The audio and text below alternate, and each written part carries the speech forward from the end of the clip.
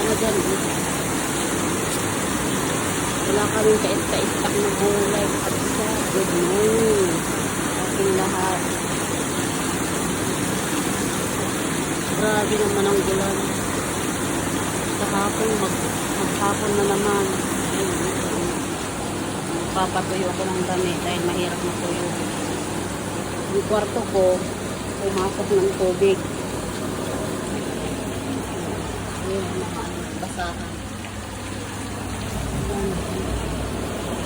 Grabe ako lang nalakas ko ng kulog at saka kidlat kagabi. Parang ano eh. Yung kidlat kagabi parang camera 360 eh. Music. Paano ko makamarket ito?